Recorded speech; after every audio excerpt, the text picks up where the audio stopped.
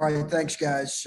As we always say, players win games, and our players won this game. They made great plays down the stretch, stayed with it. Thought we had great execution in overtime and really good execution there late. CJ just fumbled the ball there in our last action, but give our guys credit. Purdue's a phenomenal team. They're tough. I think they're really good, really well coached, physical, and to do this under some unique circumstances and with some unique lineups is a great testament to our players. Just a reminder, got a number of questions here, so one question each, and we'll get through everybody. We'll go ahead and start with Brendan Gulick and Stephen Means on deck. Brendan. Chris, congrats on an emotional win for sure. Seth Towns has been such an instrumental part of your culture throughout the year, but maybe hasn't had, spotlight moments to shine. And he really had that opportunity, obviously in overtime, but it really came once EJ Liddell fouled out. Can you give us an idea of what you've seen from Seth throughout the course of the year that made you comfortable knowing he could excel when he was given this opportunity tonight? Seth and I had a conversation last night, and after we had a chance to spend some one-on-one time together, I just felt really confident in that he was going to play well here. You don't know if it's going to be the next day, but I just felt really confident in his mindset, where his head was. He and I texted last night late. I just felt really good about where he was at, and I did think he would play well here.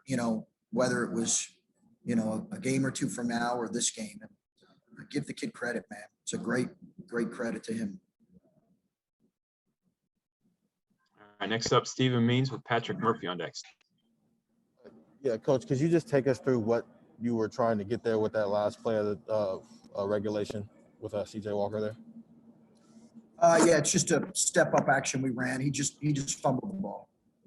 Yeah, just to space step-up action. He just fumbled the ball. All right, next up, Patrick Murphy with Whitney Harding. We've run it a number of times and scored. He just mishandled the ball. All right, Patrick Murphy with Whitney Harding on deck. Patrick. Chris, do you have any update on Kyle at this point? And what was it like when you got the news? Obviously, Purdue's in the middle of a run there. You got the news that he wasn't coming back in. And the response from you guys to get the win without him. I thought it was a phenomenal response. Yeah, phenomenal response. Again, our guys executed so well. When Justice getting to the free throw line, I thought was critical. And then overtime offensively. Guys made plays, and Dwayne made some phenomenal reads off of we really ran a similar action most of overtime, and Dwayne made some phenomenal reads. So listen, it was a tough one without Kyle because he was unbelievable in the first half. I don't have an update on him right now. I'm waiting to meet with the doctors. All right, next up is Whitney Harding with Steve Hellwagon on deck. Whitney. Hey, Chris. For as exciting as this game was, now the next one is the one that so many have been wanting to see again. What did you guys learn from the first time you played Michigan, and how excited is the group for the rematch? Well, I think they're still feeling this, coming down a little bit from this one. They do understand we're playing a terrific Michigan team and well coached and really, really good. We've got to defend a lot better, Whitney, than what we did in game one. We got to defend a lot better. We got to somehow get our legs under us and be able to respond quickly to a team that is a really complete team offensively and defensively. I think those are the big challenges in front of us right now is we've got to get rest and respond. We understand we're playing a great team. When you advance in this tournament, you're going to play great teams. I thought we played a great team today, but it's a great challenge tomorrow. All right, Steve Hellwagon with Bill Landis on deck. Steve. Yeah, Coach, I'm curious what the mindset was in some of those late game timeouts and huddles, because there had to be almost some shell shock involved when you give up an 18-point lead. No. I mean, it's college basketball, Steve. It's college basketball. Well, It's college How did basketball. you This how did you happens. keep the guys' heads and minds in this, and, You know, and for them to pull it out the way they did? yeah, I think, listen, I think they understand. I mean, just watch college basketball. Purdue's a good team. Give them credit. We had a trouble guarding Travion. We were in foul trouble. There was no shell shock. They were on to the next play. They've done this. They've been around this. This group's an experienced group. You know, fans might look at it and say, whoa, they're shell shocked, an 18-point loss. I think guys that have been in it understand that you got to play the full 40 minutes. You're playing a really good team. They're going to make some plays. They did. We can do some things better, but I was super proud, Steve, of their poise in the midst of those timeouts. Thanks. Next up is Bill Landis with Doug Lees-Marie on deck. Bill.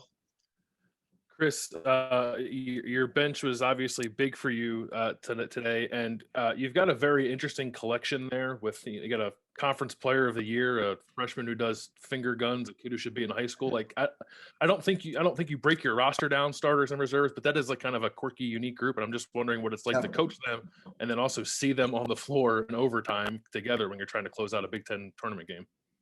Yeah, it's a good way of quirky is a good way of putting it. We've got a really fun group. Really fun group that I love and appreciate. You know, they doused me. It's why my hair's looking like it is. They doused me with water in the locker room and kept saying 200. I had no idea what they were talking about. But they kept saying it over and over. I thought I owed somebody 200. And they're just a really fun group to be around. And you see it right in the way we play, and you see it in their interaction on the bench. All right, our last few questions here. We'll get Doug Lees-Marie, followed by Tim Hall. Doug. Hey, Chris, is Kyle being checked for a possible concussion issue? He is, Doug. Yes, he is. He was on the floor for, I think, 4 possessions, 2 on each end after he took that elbow in the head. Why was he on the floor that long after that? I don't know how long the possessions were. He said he was. I don't. To be honest with you, I'd like to look back and know the exact scenario right now. I think in that moment right now, we pulled him initially out of an abundance of caution. I think he said he wanted to play and gave us the indication that he was okay. Perhaps looking back on it, I could have pulled him and maybe should have done that. But in that moment, I just kind of looked and trusted what he said. All right, next up is Tim Hall, and we'll finish with Adam Jardy. Tim. Coach, I didn't even realize this, but your team just tweeted out that was your 200th overall win. It's always a milestone. I know you're not in the time to think about things like that, but if there was any comment at all on getting it this type of way. Well, it's a memorable one for sure, Tim. It really is a memorable one. And, that's humbling that those guys would do that and think enough to do that. It really is. But I've lost a lot of games too. So players win games, coaches lose games, and we live with those losses. So hopefully we'll enjoy this one. I appreciated them doing that. I can have time for a couple more. All right, we've got the last two coming here with Adam Jardy. Adam. I just forgot Chris, on senior day, I asked you afterward about how emotional Dwayne was afterward and trying to leave the court and just how down he was. To get to see him today leave the court and yelling OH to the fans and speaking to the national media on TV, what was that like for you to see a guy who had such a tough day and such a tough aftermath of that game have a moment like this and to come out the way that he did? Yeah, there's nothing better. There's nothing better than having your players, enjoy the moment. And we kept saying that over and over. This is fun.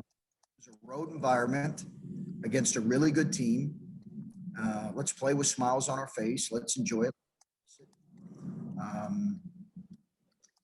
You know, it was really good to see. Dwayne really felt the senior day loss because I think he felt like, and he's one of our best players, he felt, you know, responsible. And, you know, I'm a proud parent. I get angry when people are critical, what I think are overly critical of our players. And I think for Dwayne, he's handled that really well because there is an admission that we all have to do things better, coaches and players. And to see him respond and enjoy his decision-making, which was really the difference in overtime versus, you know, what happened a couple games ago, it's a credit to him. It's a credit to him. And for you guys to win multiple games, Ohio State hasn't done it in this tournament since 2014. I know you haven't had historically a lot of success in conference tournaments. No, I have not.